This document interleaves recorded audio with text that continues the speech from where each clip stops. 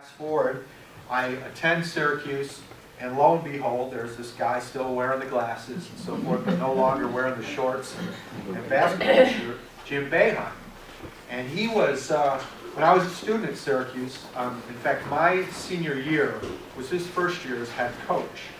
And, but before that, we just knew him as this, again, bespectacled assistant coach to Roy Danforth, and he was the total opposite of Roy Danforth. Many of you remember Danforth. He was real glib and breaking the press, and never met a microphone he didn't like. And, where Jim was, all about basketball and all about business and so forth. And so when we knew of Jim as students, the other distinctive thing, of course, and we were all guilty of this back in the day, and there's a great photo of Jim in this, but we didn't dress real well in the 70s, if you remember. And of course, Jim has made note of some of his plaid clashing sports coats, and all of us were guilty of wearing a lot of clashing things back then. So we remember his distinctive plaid sport coats, which he told me when I was up there for the induction ceremony of the Basketball Hall of Fame that when they put on the blazers that they give to the new inductees, he said, well, I've certainly retired, if not burned, those old plaid suits and so forth. From that point, my senior year, I was starting doing some writing for the Daily Orange, and also for as a correspondent for my hometown newspaper, the Daily Sentinel in Rome, New York. I started interviewing Jim. And so that began kind of a, 36-year process of dealing with him as a member of the media. And I later covered Syracuse for the Utica Daily Press and Observer Dispatch, and then when I came here to Rochester, I continued from time to time covering Syracuse basketball and dealing with Jim. And as Jim will attest, and as I can attest, that there were times when I asked some stupid questions, many times and so forth. And so we would have our little go-arounds and so forth, but I think through the years, I think I hopefully got a little bit wiser and so forth, and our relationship got a lot better. One of the things when I was, I felt I had a pretty good, obviously, from covering him for all these years, having been a student there, having followed him as a kid, just tangentially, because, again, as I said, Dave Bing was my guy. I think I had a pretty good starting foundation there. But the one area that I was really intrigued about when I started to research the book in earnest was I wanted to really get into the Lyons area. Because I know from growing up in a small town the impact that Rome had on my life, and no matter where I went, I still feel that impact. And I wanted to find out the impact that Lyons had on Jim. So I was really intrigued about this. And plus I felt I knew most of the different things I needed to know in terms of the Syracuse days and so forth, and coaching, and who I had to fill in some of the blanks with. But there was still a lot missing for me personally concerning Jim's youth and so forth. I had talked to him on occasion about different things, and I remember initially talking to Coach Blackwell back during the 1996 championship run, and doing a column for the Democrat Chronicle about Jim, and I started getting intrigued because he started telling me some things that hadn't been written about Jim before. So that was again, to me, that was the area I really, really wanted to explore more. And thanks to, there's a number of people in this room, your help, I think I was able to hopefully, develop that part of the impact that Lyons had on Jim, and also the relationships he had growing up. And as Coach Blackwell started to indicate to me back, as far back as 1996, about the relationship between Jim and his dad, which I think is central to who Jim is. And there was a great couple of interviews that I uncovered with Jim's dad, and it was not long after Jim had been named head coach at Syracuse and had started having some success and stuff. And Jim's dad gave an incredible anecdote that I think said an awful lot about his approach to raising Jim. And that was essentially James Arthur Boeheim I said, he talked about a story about when he was playing cards against an aunt, and the aunt allowed him to win at the game of cards. And Jim Sr. was incensed about this because he felt like, you know, the world is unforgiving. It's a fiercely competitive place. Nobody's going to give you anything. And so I can't believe that she would allow that to happen. You know, that isn't teaching me or training me about the world. And what I found interesting about that anecdote is that I think that, and Jim and I discussed his relationship with his dad on numerous occasions, and I think it's central to who Jim is because his dad raised him to be fiercely, fiercely competitive. And there's probably many of you in this room who know Jim's dad a lot better than I ever had an opportunity to know him. And but Jim had told me about his dad that sometimes he goes, I felt it was as much a competition as it was a relationship. And in talking to Barbara Boeheim, who was really great in her providing insight into that relationship, she talked a lot about how she saw, being a girl, she felt she saw a softer side of Jim's dad than maybe Jim would see from time to time. But I was also told, is Tony Santelli around? Anyway, he was very helpful, obviously. He was telling me some things about, you know, Jim's dad being very, very tough on him. And really, but like Tony and Jim Sr. would often drive together to go to games at Manley Fieldhouse after Jim had become head coach. And he said, and he would brag about Jim in those times and so forth. But Tony would have to relay that to Jim because the dad just didn't feel comfortable in kind of saying it himself, you know, hey, I'm proud of you, kid. And so I think that relationship is really was really intriguing to me in terms of trying to, you know, when you do a biography, you're trying to, like, why is this person the way he or she is? Why did they get there? What drove them? And so forth. And obviously, Jim's ability to take a small Eastern college basketball program and build it into a national superpower, I think that competitive fire that his father instilled in him is one of the reasons he was able to do that. And again, I don't think he gets enough credit for just what he's done. I know what that program was like. It was a nice Eastern basketball program. It was not what it is today. And it wasn't easy to build it into that. I think sometimes Syracuse fans, we tend to get a little spoiled and forget that it's just, you know, it just happened and it's always going to be that way. Getting back to Lyons, I think another you know, central theme of the book, hopefully, is Jim's sense of loyalty, okay? And that was also instilled in him by growing up in a small town.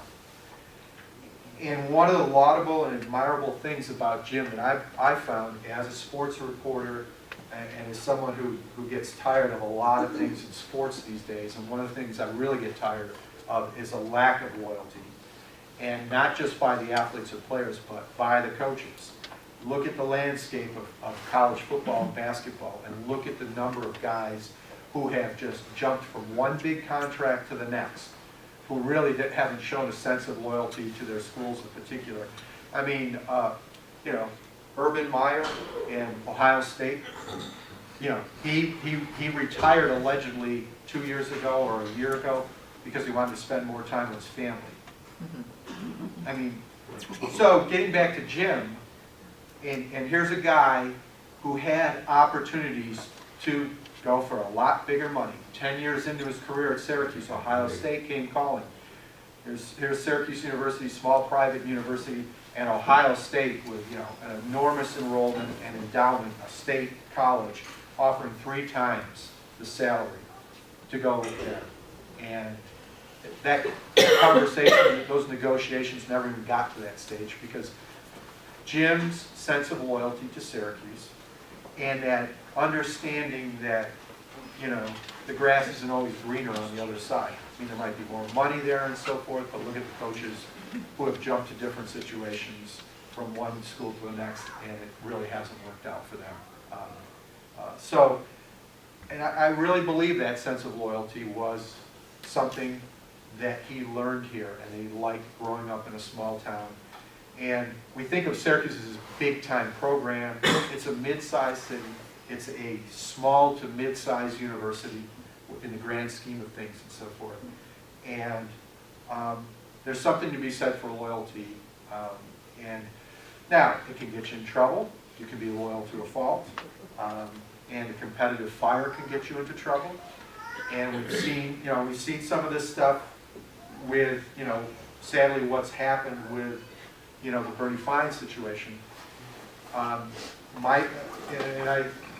It's interesting, the book comes out probably about 4 or 5 days before the Bernie Fine stuff comes out. And I actually got people asking, like, did you guys plan it that way?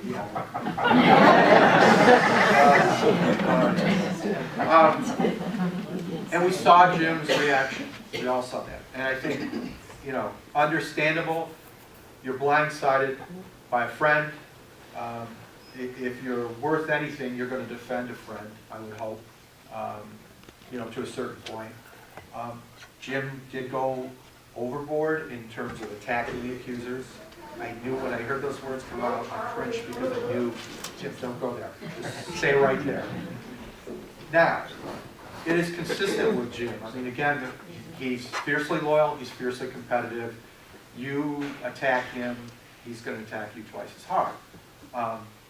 But it's also consistent with Jim Boeheim in that, when he did apologize publicly for that a few days later, that's consistent with who he is. We're all complex, and we all have different layers to us. We're not all good or all bad, this and that. And so, so for people, this perception, well, Jim, that was just Jim being a bully and Jim being a whiner and Jim this and that. That's too simplistic to just dismiss Jim Boeheim as that. Again, this is a guy who's, we've seen like his acts of kindness. There's the public version of that. The $10 million that he's helped raise for Coaches versus Cancer. The foundation that has done so much good for so many different organizations in the Syracuse area. The fact that Jim comes back here to his hometown, unannounced and doesn't make a big deal about that. Or the many behind-the-scenes things that he's done throughout the years. He's required his players to go with him to a pediatric ward at a Syracuse hospital.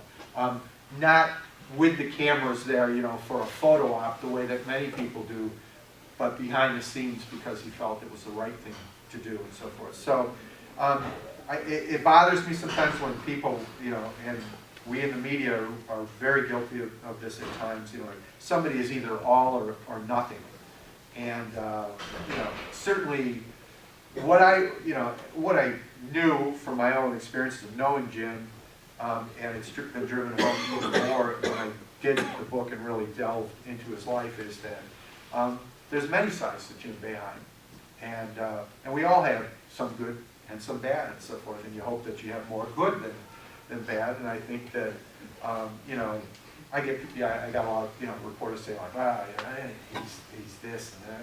I go like, I said, you know what? I mean, if you give him a chance, I think, beneath that harsh veneer, it lurks a pretty decent person, So, but it's an interesting ride, and I still have not had a chance to talk to Jim about the book and his reaction to it, although I don't know if any of you here listen to Brent Axe on 1260 in Syracuse. I think it's called the Score radio station, or whatever. He said he actually asked him, and I guess he was complimentary of the book and so forth. And so I was up there covering the game the other night, and it's just not the, it was a hard-fought game against Pitt and stuff, and so I really didn't have a chance. I was on deadline. I couldn't really talk to him much. I will, I suppose, here in the next few weeks or whatever.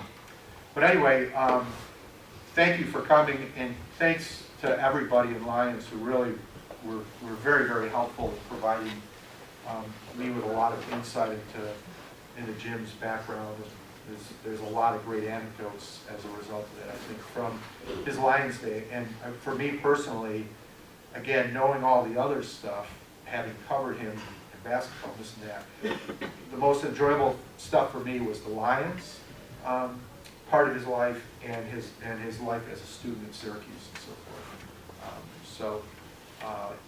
I guess I'll open it up to questions if anybody has or comments, because again, many of you know him much better than I could ever hope to know.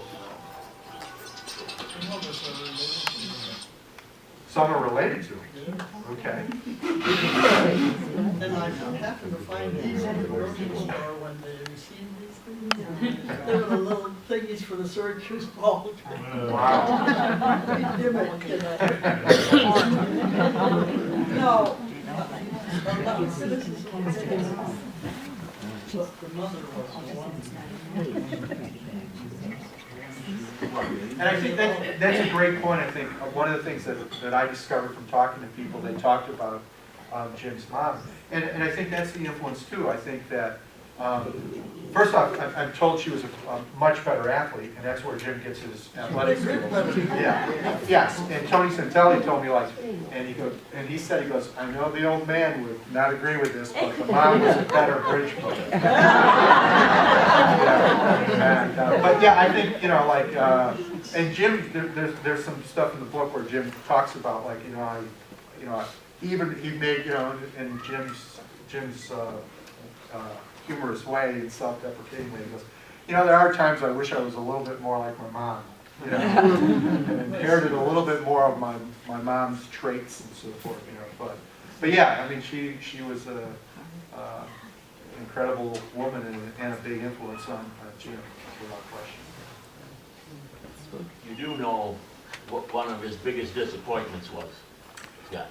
Yes, I've talked to him on occasion about a certain basketball game. This is the 50th anniversary coming up. This will be 50 years. Did you really want to bring that up? Well, it's a big part. Yes, we know we're talking about, of course, the ER game. And Jim, he still will tell you that, the Indiana loss, the national championship, and those two games are two that still he never gets over. I mean, and yes, he lost another national championship game to Kentucky, but nobody ever thought they were going to be there, and that was an overachieving team. In the case of both your team that lost to ER and the team that lost to Indiana, I think there's a true sense in both those cases that the best team didn't necessarily win on those particular nights. But so talk about that, Mike. I mean, as a member of that team, that was obviously devastating because that was a fabulous basketball team. It was it was a great basketball team. It was a disappointing loss, there's no doubt about that. But we did all come back here and go to Jim's house for a, after game party, which we thought would have been the other way. But we were all there. There's a quote from Jim's dad there that he said, and he didn't mean it to be humorous, but of course you're at a funeral home, and he said, well, it was kind of like a funeral atmosphere. Yeah. It's supposed to be a victory celebration, and it didn't obviously turn out that way. And I still have people from ER talk about that game too, because whenever you bring, I know he lost. You're not telling me anything new. I know. He's told me, on occasion and stuff like that. But the thing to show you how big that was back then, they claimed, I think the announced attendance was somewhere around 9,500. But from what I'm told, and you can vouch, the fire marshals really didn't keep a good eye, and there were people, from what I'm told, were sitting in all the aisles going down the steps. And there was 10 plus. It was 10 plus. Yeah. 11,300. And the other interesting thing about that attendance figure is that was a record for the War Memorial, and had broken the previous record, which happened to be an NBA All-Star game, to show you how big that was back then. I love all the connections and stuff, and obviously, we're coming upon the NFC Championship game, so we think about Tom Coughlin from these parts and with his Syracuse connection and so forth. And of course, Tom was a sophomore, and you guys, that was, Right. He was, Waterloo was one of those teams that you wiped the floor with, which virtually every team you did that senior. But I asked Boeheim about Coughlin and again these connections, and Boeheim actually was the resident advisor for Tom Coughlin at Syracuse. And he said, he goes, he was the quietest, nicest kid you'd ever see. I never, ever expected him to become a football coach. and you know, it's interesting, too, we get these two colossal sports figures coming out of here, these coaches. And, you know, Tom Coughlin, and I've done a number of stories on him when I was at the Democrat Chronicle, kind of going to his roots and things. And to show you his confidence in himself, when he was at Syracuse, he actually had the audacity to go into Ben Schwartzwalder's office and complain about not getting the football enough. Now, what you have to understand, he was in the same backfield as arguably the greatest combination of running backs in college football history to be in one backfield at the same time, Larry Zonk and Floyd Lill. But he wanted to know why he wasn't getting the ball and stuff. So, but yeah, there's just a lot of interesting connections. I completely forgot that it's the 50th anniversary of that. Wow, that's quite so. he's a bit disappointed because this will be our 50th class reunion, and he won't be able to come because he'll be in the Olympics again. That's right. Yeah, I'll go. He's been really good at the department back in those days. And actually, I can remember the bus situation. We had every bus going to the city for that particular game. When I say every bus, I mean every bus. Wow. And they were loaded. And at that time, I think there were 11 buses to be exact. Wow. And we had no trouble getting a chaperone to ride the bus. To ride the buses on that particular game, in fact, many of the games. And if anybody wanted to rob anybody in line, saying that, that would have been a good night to pillage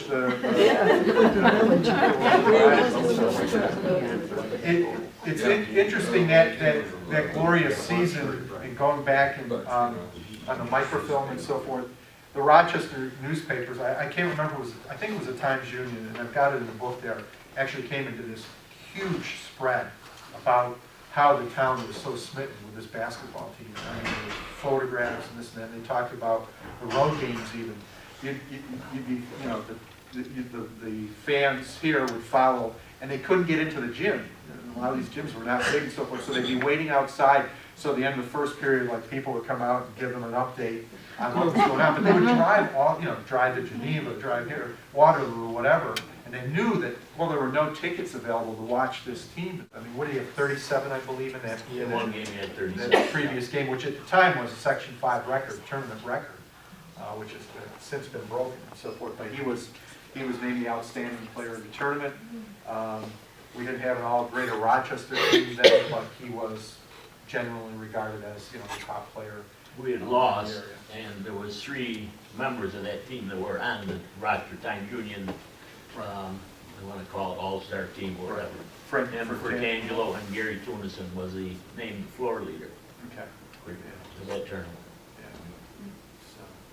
So those were great times, and you know, Coach and Mike can attest to this. Like Coach Blackwell and Jim has talked about this, was just so far ahead of his time. He was just so innovative in terms of he provided scouting reports. I mean, coaches weren't doing these things back then on upcoming games and so forth, and they would do things. I mean, you're playing zones, you're doing trapping, you're fast breaking in an era when essentially, if you got a lead, you stalled and you held the try to hold on to the lead. That group, Coach Blackwell started with us in 5th grade. And just a quick, when we were learning passes, chest passes, overhead passes, bounce passes, he would we had an overhead pass where everybody had to really sing it in there, and the coach said, "Boeheim, you couldn't done a cream puff." Why don't you tell me that for the board? They all come back here. More Any other comments or questions? Yeah, Jim? I can remember a story. Jimmy was only about 9 years old. And we were up here at the school, some of us were already in high school, teenagers, playing basketball. We had this ball that was pretty good, but not great, an old ball. And Jimmy comes walking through the gate. I can still see him with a big old softball hat on, a windbreaker, hair down in his eyes, and he's bouncing the ball. He had this way of always throwing the shoulder and bouncing the ball. And he goes down the far end, and we thought, wow, look at that, a new basketball. Look at that ball bounce. So I said, well, maybe we get Jimmy's ball. So I went down and I said, Jim, tell you what, we got a little pickup game going. Here's the ball, you're just taking shots, and we'll, you know, can we borrow your ball just for a fast game? And he stood there, he didn't sound, he just went, nope. And I said, what do you mean, no? And everything. And he says, you can have my ball if I can play. Now here's this kid, 9 years old. Okay? So I laughed. I said, Jimmy said he wants to play. And I can't remember who it was. They said, well, we'll let him play. Well, I was probably the shortest guy there. Not much taller than I am right now.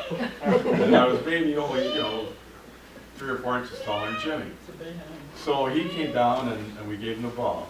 And I mean, he gave us the ball and we're going to play. Now, the way we played, when you took the ball, we had what you call free outs. You know, free outs. You take the ball and you pick up at half court, a long way. Well, Jimmy was on the other team, and naturally he's going to guard me. Okay? So they threw the ball, and we were just starting out. Taking the ball, threw the ball at me, and I turned, and there's Jimmy, if you can picture this. He looked like a jacket with arms and legs. You know? And he's right there in my face, and he's going, right, just like seething. And he's, for Christ's sake, you know, I said around here we have free outs, you know, and so we're gonna take one. He's right back. So anyway, we took it out, and I think that then after that he was welcomed in the group. So when he was only about 9 years old, and I'm sure because I'm about 6 years older than him, we were, you know, teenagers, and so he started playing with us there, and that's where, you know. I think that's also, if any of you, like when you go to games, if you really watch, Jim's very entertaining on the sidelines. You know, he's trying to coax that ball in, or this. I mean, I remembered that the other night when I'm sitting there in press row behind the basket, and I was just watching him a couple times, and you know, he's going to will that ball into the basket, or you know, whatever. So I think it goes back to that. There were 2 tennis courts behind the elementary schools with baskets on each end of these 4 baskets there, and they were the chain type baskets back then. Snow like this, that particular 1 court would be completely clean. Even if the snow was 2 foot high, it would be clean so that the kids could play basketball, and they'd be over there shoveling out, cleaning out. And everybody they'd come from all over to play basketball there. And Coach, didn't you describe him as kind of like Ichabod Crane, or like 2 groups, right? Yeah. He was also a donor to this library when we were doing fundraising. Really? Oh, wow. When was that? Like, how Oh recent boy, was what that? year, Teresa? The library, we moved in 2008, and I think he had donated the year before. Well, I hear stories about that all the time. You know, he sneaks back into town, whatever, doesn't work for fanfare all the time. I have to make one more comment here. Jim Senior would come over and sit in my living room and yak, and tell about everything going on and so on. And so one afternoon he turns to me and he says, "Wait, I got a deal to make with you." I says, "What's the deal?"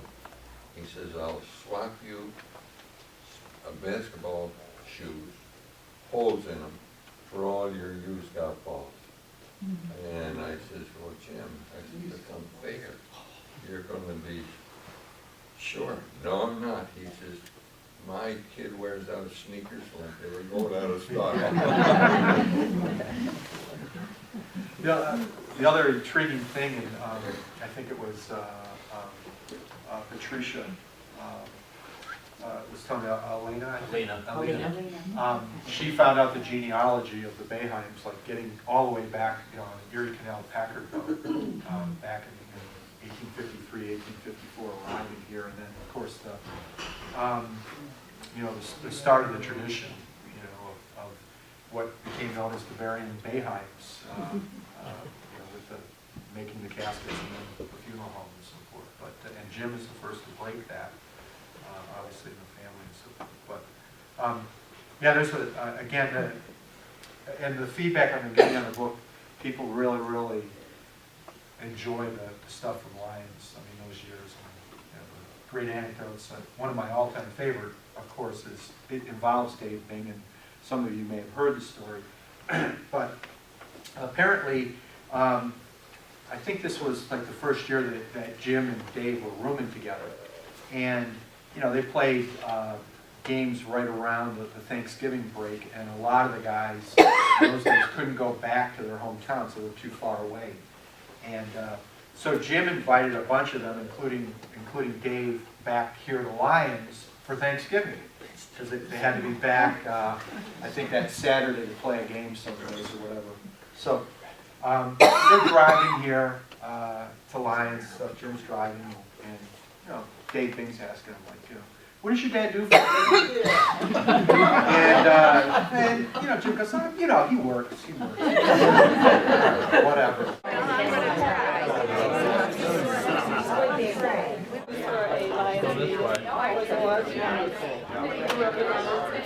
It was wonderful.